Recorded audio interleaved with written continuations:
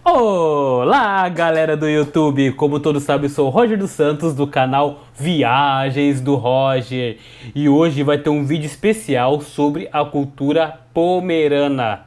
Espero que você curta a filmagem. Não esqueça de se inscrever no canal, deixar o like e nos siga na rede social, Instagram, Viagens do Roger. Não vejo a hora de chegar a 10 mil inscritos no Instagram, pessoal, para poder ter aquela coisinha, arraste pra cima e veja o vídeo. Então vamos lá, conhecer um pouquinho sobre a história e a cultura pomerana no Brasil. Aqui a gente está na sala. Aí pessoal, tem uma sala pomerana. E a sala é sempre o maior cômodo da casa. É na sala que acontece toda a vida social da família. A festa de batizado, a festa da crisma, a festa do casamento, o velório.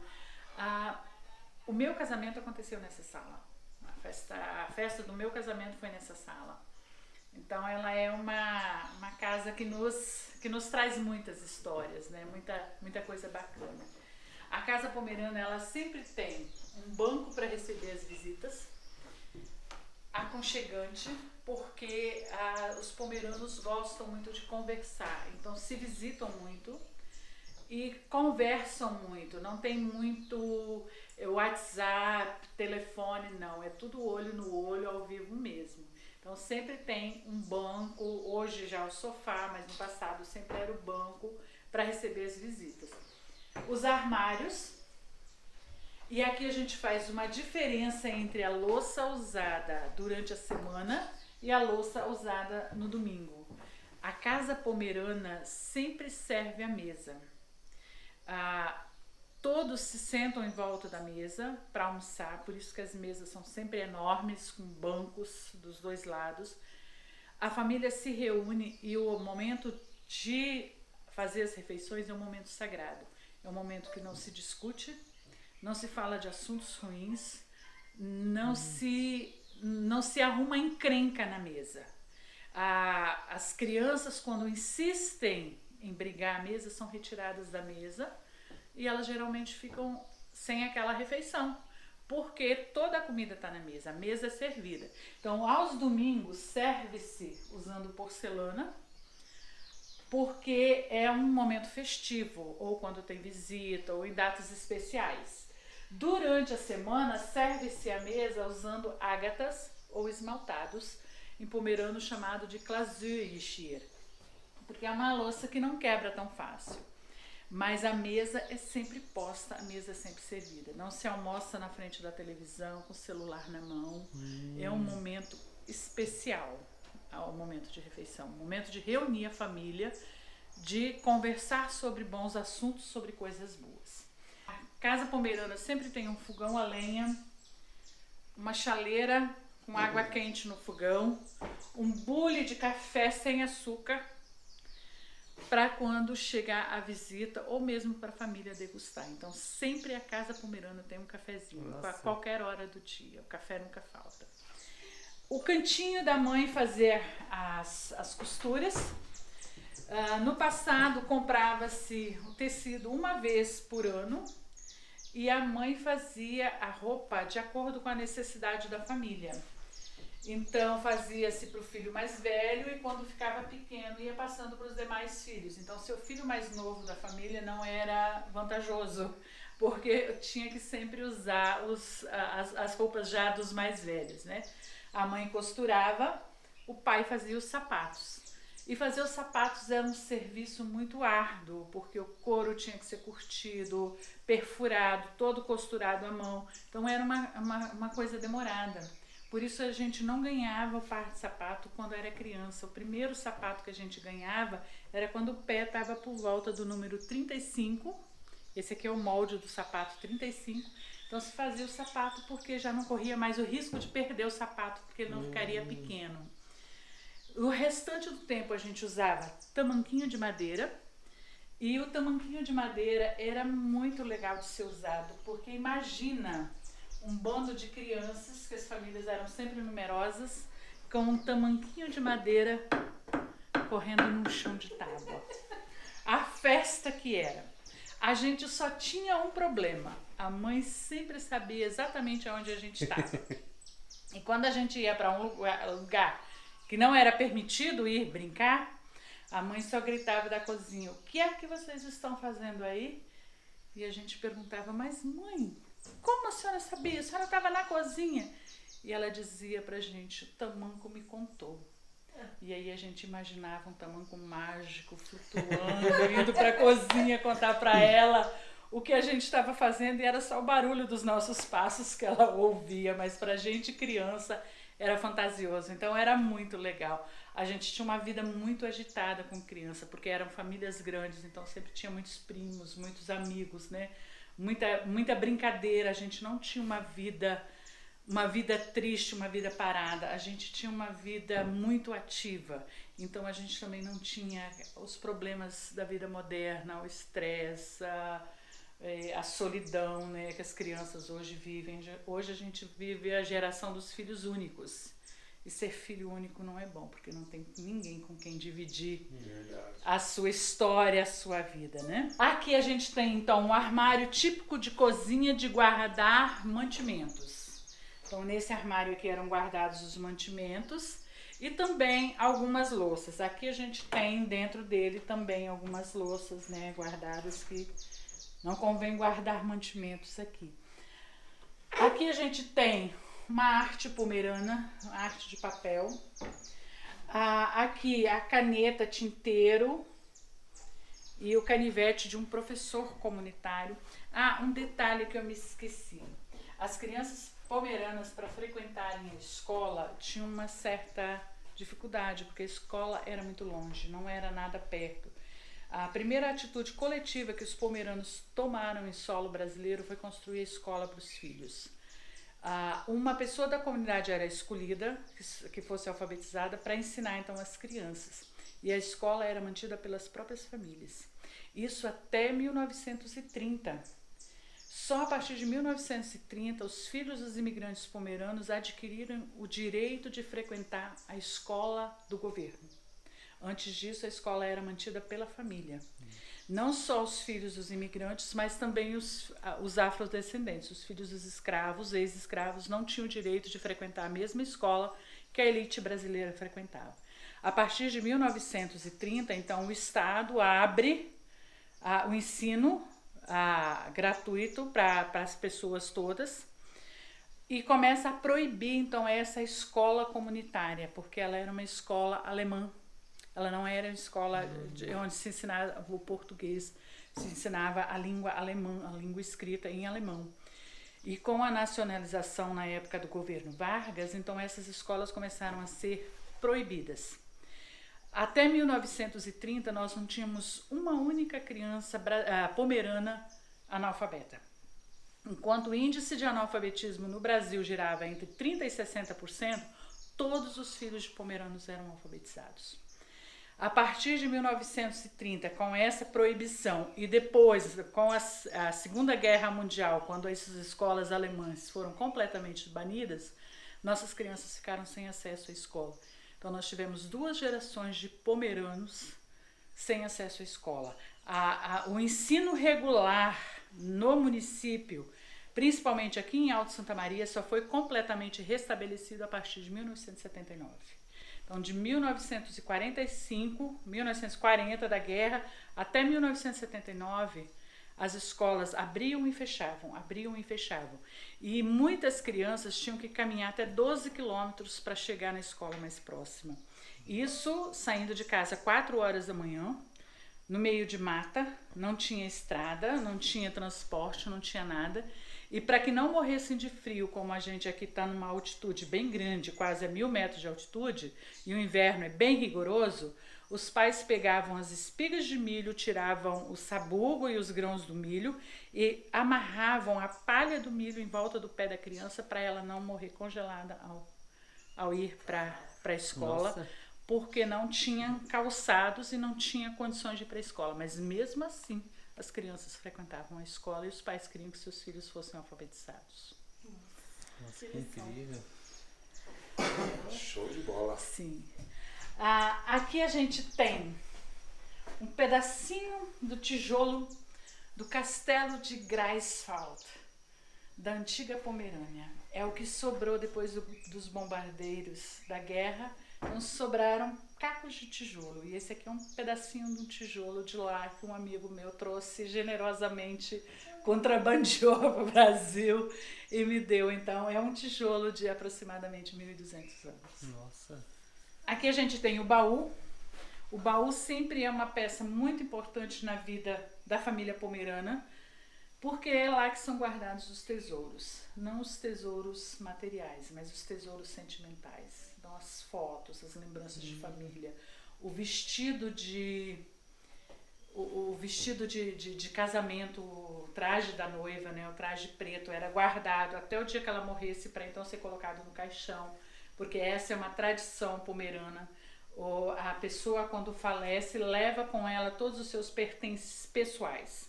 Então, vestido de noiva, tudo que ela tinha de pessoal era colocado no caixão. Então, um vestido de noiva original é a coisa mais rara que existe. É praticamente impossível você ter. Eu tenho um exemplar lá em casa que ele fica guardado lá, 7 chaves, mas eu vou mostrar ele para vocês depois. A Bíblia. Pomeranos são muito religiosos, então sempre a sala tinha uma mesinha para um momento de oração, para um momento de leitura bíblica, e também era um lugar das crianças fazerem o dever de casa. A minha mãe é da geração pós-guerra, então ela não teve acesso à educação, ela era analfabeta e quem a alfabetizou fomos nós, filhos, depois de sermos alfabetizados. Mas quando eu ia para a escola, ela me colocava sentada na mesa e sentava do meu lado. Eu tinha que falar para ela cada letra que eu escrevia, para ela ter certeza de que eu estava fazendo o dever de casa. Porque estudar é muito importante para os pomeranos. Vamos para a porta da escola. Da escola. A porta da escola.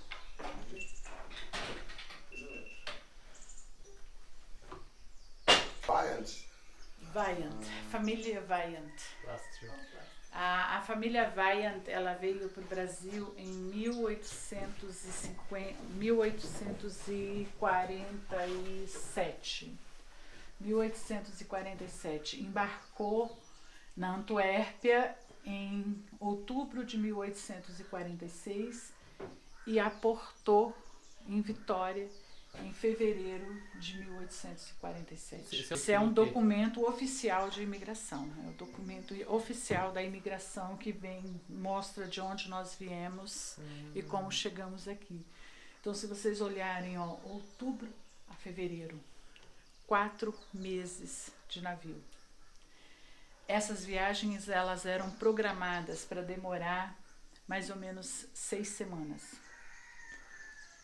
Quando a viagem se estendia, aconteciam muitos problemas no navio, principalmente falta de água e falta de comida.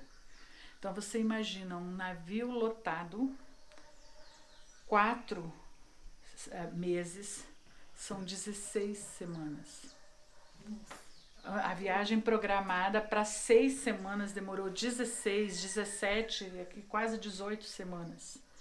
Então a dificuldade passada no navio era muito grande, principalmente a questão da higiene, porque a água era racionada, ela só podia servir para beber, então não havia banho a bordo, não havia higienização nenhuma, e aí as doenças começavam a se estender, se proliferar, porque não tinha condições de higiene. Então muitos pomeranos morreram durante essas viagens, porque foram simplesmente jogados no navio e morreram por doenças, por sede e por fome. E principalmente as crianças, que eram as mais frágeis, e as pessoas mais idosas. E quando as pessoas morriam, elas simplesmente eram enroladas no lençol e atiradas no mar. E para o pomerano, a morte é muito simbólica. Existe todo um ritual, né? Se vocês forem num cemitério pomerano, o cemitério pomerano é uma coisa digna de ser visitada. Ele é lindo, ele é enfeitado, é ornamentado toda semana. Não é um finados que se vai para o cemitério. Se vai para o cemitério toda semana, o cemitério é limpado e ornamentado toda semana. Então você imagina para esse povo pegar seu filho e atirar no mar e saber que nunca mais na vida vai saber onde ficou aquele corpo. Então, muitas mães chegaram no Brasil deprimidas, ficaram doentes por causa disso e faleceram logo em seguida. Já transtornadas pela situação, debilitadas pela viagem, né? E ainda chegaram aqui e foram mandados para a mata porque não tinha abrigo, não tinha casa, não tinha nada. Os primeiros pomeranos, eles moraram debaixo de raízes da figueira branca.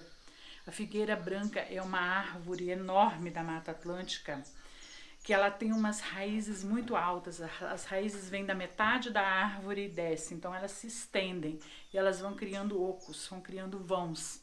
Esses vãos das árvores eram cobertos com folha de palmeira e ali os pomeranos moraram debaixo durante anos. Tiveram filhos, né, ali debaixo, até terem condições de fazer uma casa, de fazer um abrigo para morar. Então, não teve, foi vendido para o povo pomerano uma terra onde tinha leite e tinha mel. Mas, na verdade, o que eles ganharam foi a Mata Atlântica, muitos lugares ocupados pelos índios, que eles tiveram que derrubar a mata, tiveram que limpar, tiveram que fazer a roça e tiveram que construir. Então, eles tinham só duas opções. Ou eles faziam uma casa para morar, ou eles faziam uma roça para comer. Então, se fazia primeiro a roça e depois de estar estabelecido, de ter alimentação, se construía a casa. Então, esse modelo de casa que vocês estão conhecendo só foi construído a partir de 1900. Aqui a gente tem, então, a mesa, a escrivaninha com os pertences de um desses professores comunitários. Essa mesa tem mais de 100 anos. E também alguns livros, né? Aqui são os livros que os professores usavam. E um livro a gente destaca, que é o Pommerische Gesangbuch, que é de 1897 e foi editado em Provinz Pommern, a cidade de Stettin, que era a capital da Pomerânia. Hoje a cidade de Stettin chama-se Kędzierzyn, que é na Polônia, não é mais a Pomerânia, né? Então esse livro foi editado. É gótico também ou não? Sim, é gótico também, ó. Todo gótico. É um livro de cânticos. E assim a gente tem, então, diversos livros. Esses daí também tem mais de 100 anos. São livros de literatura juvenil, né? São contos, romances. São todos os pertences. Aqui a gente tem a lembrança de batizado das crianças. As crianças luteranas, quando são batizadas, no dia do batismo, ganham dos seus padrinhos um cartão. Nesse cartão tem uma mensagem escrita, os dados da criança e do padrinho, e é tradição pomerana colocar dentro desses cartões tudo aquilo que eu desejo de bom para o meu afilhado. Então é comum encontrar dentro dos cartões agulha, linha, lápis, antigamente era o Griffel, que era para escrever na lousa, que as crianças não tinham caderno, escreviam na lousa. Então todas as lições eram feitas e apagadas, e a criança tinha que memorizar tudo. Então o pomerano é um povo muito inteligente, né? Porque se não fosse, não conseguiria memorizar tudo. E a gente tem aqui, então, 2 cartões que têm mais de 100 anos. Olha a delicadeza disso. Caramba. Eles não podem ser tirados daí de dentro porque, olha, estão desmanchando já, que é papel. E são lembranças de batizado. E aqui tinha tudo isso dentro que eu falei. E aí entra um fato também meio triste da história pomerana, porque durante um período os pomeranos receberam pastores da Alemanha, porque não tinha formação ainda religiosa no Brasil de pastores.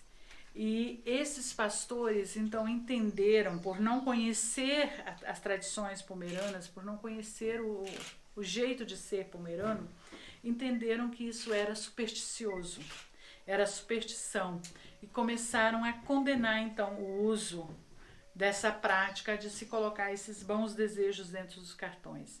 E a gente teve relatos de pessoas que disseram que os pastores, então, no momento do batizado, tiraram das mãos dos pais esses cartões e abriram, rasgaram, jogaram fora os desejos para o afilhado. Só que os pomeranos são muito espertos, então eles iam para a igreja, batizava, depois que saía da igreja pegava o cartão e colocava dentro o que queria e ficava tudo bem, né? Nossa, que bacana. Sim. Então, toda a celebração teve que ser feita só com gestos. O pastor ficou na frente do altar fazendo gestos e a comunidade inteira tentando entender o que ele falava. E a crisma, para os pomeranos, é chamada de confirmação, é um rito de passagem muito importante. É o rito de passagem da adolescência para a juventude, da pré-adolescência para o que a gente hoje chama de adolescência. Ela acontece entre os 14 e 16 anos. É um rito de passagem que todos passam.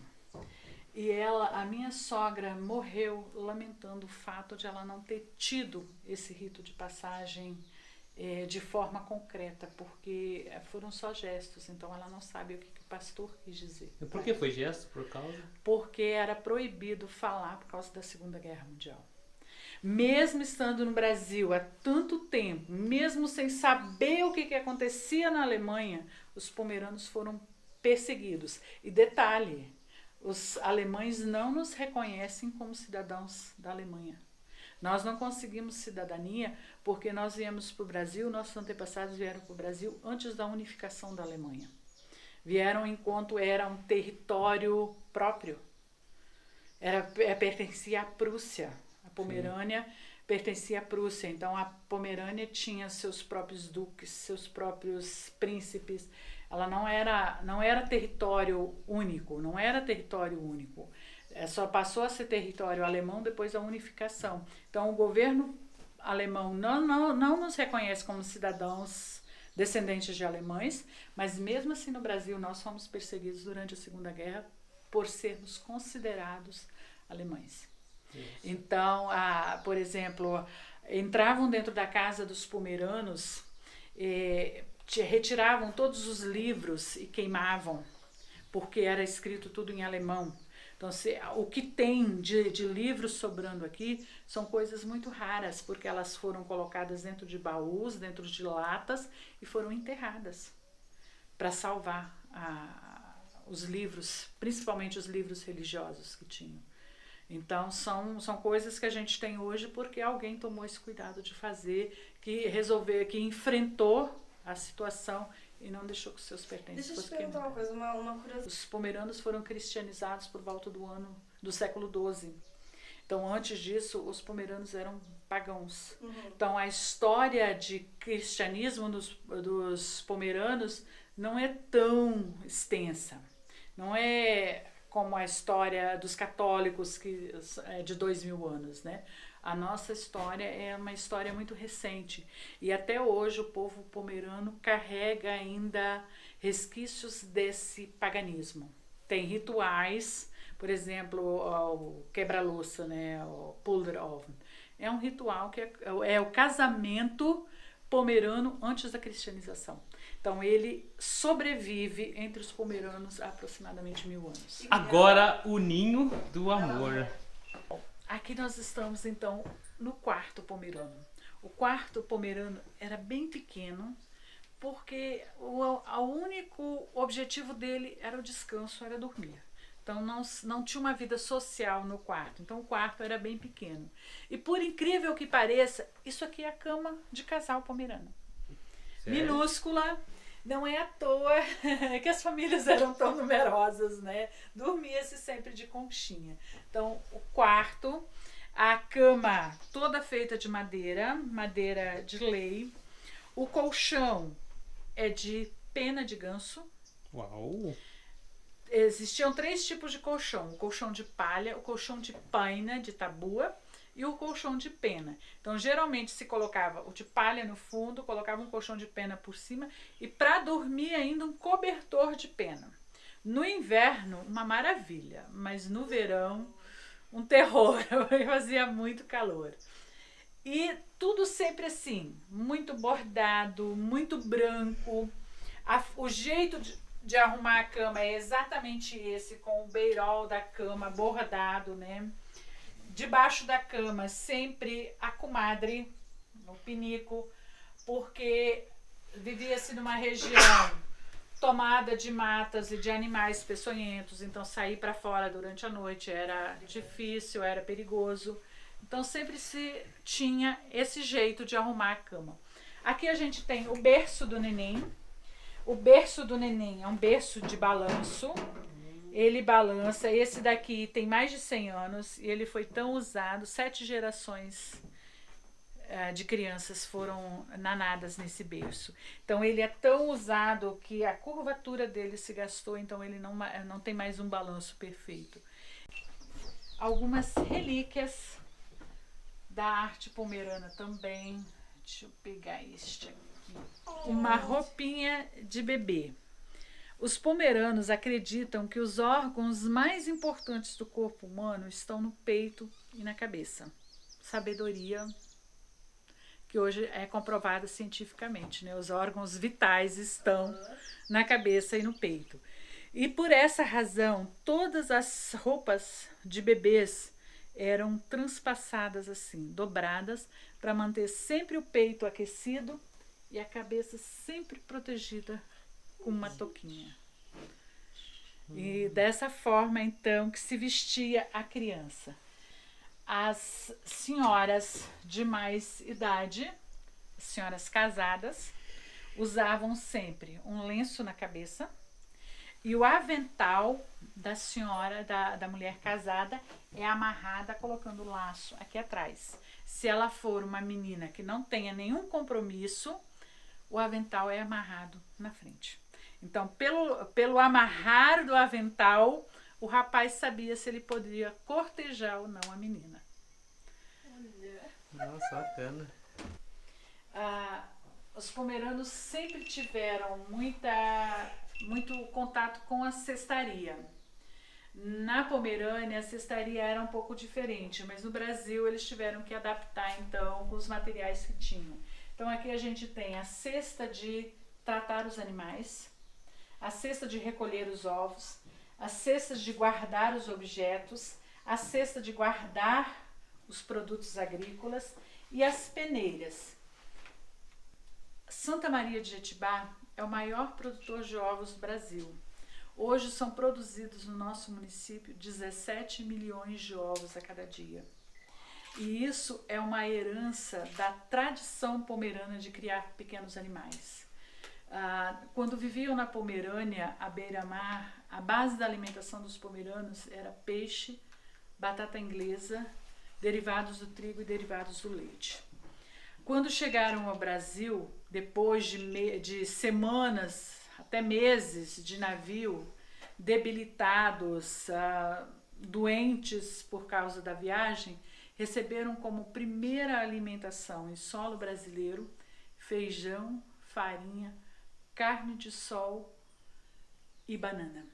Totalmente diferente. Totalmente diferente. Então, para um povo já debilitado por causa da viagem, ainda receber uma comida que nunca tinha comido, muitos ainda passaram mal em solo brasileiro por se alimentar de uma comida desconhecida, principalmente a farinha e o feijão, que eram alimentos muito pesados.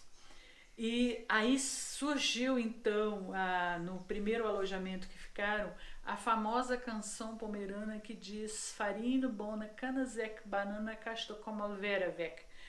Preparem o feijão, a farinha, a carne de sol e o cacho de banana, que a gente vai ter que dividir de novo porque tem mais uma leva de pomeranos chegando e a alimentação tem que ser racionada, né? Era dessa forma. Nossa. Então, com esses ingredientes, os pomeranos criaram, então, hoje o que a gente chama de pratos típicos pomeranos brasileiros. Não tem mais nada a ver com a alimentação da Pomerânia. A batata inglesa foi substituída pelo inhame, pelo aipim, pela batata doce. O trigo foi substituído pelo milho. O peixe foi substituído pela criação de aves, de pequenos animais. Ter aves era muito importante, porque a criação de aves gerava ovos, gerava carne E gerava também a pena para fazer os colchões, os travesseiros, os cobertores com os quais se agasalhavam e dormiam. Então a criação, esse jeito pomerano de criar aves, essa tradição fez com que o município se tornasse hoje o maior produtor de ovos do Brasil. Nossa. A tina de guardar água, a água era recolhida na fonte, na nascente, carregada com baldes para dentro de casa, e ela tinha que ser deixada numa vasilha de barro para ficar sempre fresquinha. Então sempre a casa tinha uma vasilha de barro. A gamela, gamelas são vasilhames feitos de madeira, e as gamelas, cada função tinha uma gamela. Então tinha gamela para fazer a massa do pão, tinha gamela para tomar banho, para lavar louça, para lavar roupa, para colocar carne na salmoura, para guardar. Essa gamela aqui era a gamela de dar banho em criança, era a banheira infantil. Bacana. A farmácia, para se ter direito ao remédio, tinha que se ter o vidro, porque o vidro era uma coisa muito cara. Então os vidros de remédio eram muito bem guardados, se esterilizava fervendo e se reutilizava. Então se a pessoa precisasse ir ao médico, que na maioria das vezes eram pessoas que trabalhavam com chás, com garrafadas, tinha que se levar o vidro junto. Então os vidros eram muito bem guardados. O Natal pomerano. Para o pomerano, se não tem árvore de Natal, não é Natal. Então todas as casas têm árvore de Natal. As primeiras árvores de Natal usadas aqui no Brasil foram galhos de árvore mesmo. Na Europa se usava o pinheiro, mas aqui não tinha o pinheiro, não é nativo daqui. E aqui a gente então tem as ferramentas com as quais os pomeranos trabalharam. Todas as ferramentas aqui, elas ainda funcionam. E essa casa foi construída usando essas ferramentas. Aqui a gente tem o machado, tá aqui, o machado. As árvores eram derrubadas com o machado, partidas em troncos com a serra, movida por 2 pessoas. Depois os troncos eram serrados em forma de tábua com uma outra serra que a gente não tem aqui. E depois da tábua pronta é que se podia então fazer os móveis, fazer os utensílios da casa. E aqui a gente então tem as ferramentas com as quais os pomeranos trabalharam. Todas as ferramentas aqui, elas ainda funcionam. E essa casa foi construída usando essas ferramentas.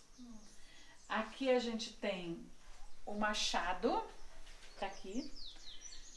O machado. As árvores eram derrubadas com o machado, partidas em troncos com a serra, movida por 2 pessoas. Depois os troncos eram serrados em forma de tábua com uma outra serra que a gente não tem aqui. E depois da tábua pronta é que se podia então fazer os móveis, fazer os utensílios da casa. Essa ferramenta, cadê ela? Essa ferramenta aqui é o enxó de fio reto. Com essa ferramenta é que são feitas essas peças de madeira aqui. Se vocês olharem, ó, a madeira ainda tem os sulcos, as marcas da ferramenta. Então isso é um tronco enorme, cilíndrico, que a ferramenta é batida e vai se tirando os cacos de madeira até ela se tornar uma peça em formato quadrado para ser usada na construção. Então imagina, uma árvore até ela se tornar isso. Quantas vezes teve que se bater essa ferramenta para tirar isso? Então, por isso que é uma relíquia tão grande. Por isso que ela é tão valorosa, porque é uma coisa que não se faz hoje mais. Bom, aqui a gente tem a mesa de jantar pomerana, sempre grande, com bancos onde a família se senta para fazer suas refeições. Alguns utensílios da cozinha pomerana. O ralo de ralar a batata, o inhame, o cará para fazer o brote. A lata de bala. Quando a gente era criança, a gente ganhava no Natal uma lata de bala. Era uma bala pequenininha, quadradinha, e ela não vinha embrulhada. Mas era uma bala tão dura que às vezes a gente colocava ela na boca de manhã e na hora do almoço ainda tinha um restinho da bala na boca porque ela não desmanchava. Isso fez com que o pomerano chamasse a bala de Zuckerstein, pedra doce. Ali a gente tem então equipamentos de montaria, a sela de montaria feminina, as capas de montaria, os arreios. E não era muito diferente do que é hoje. Hoje quem tem um carro do ano, quem tem uma mega moto, sempre é visto como um bom partido. No passado, quem tinha um bom arreio, um bom cavalo, uma boa capa de montaria também era vista como um bom partido. Então as coisas mudaram os instrumentos, mas não mudou muito o conceito, né?